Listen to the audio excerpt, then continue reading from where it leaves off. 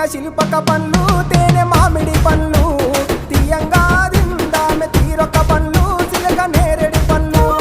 కాపంలో ఇచ్చిన మక్క కంకులు అవి పాల కంకులు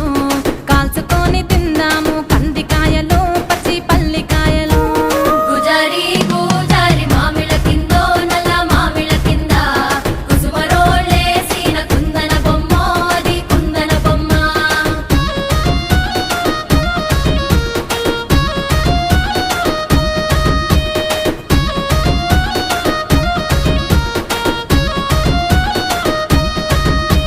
బెస్తలు పెట్టిన పచ్చి చేపలు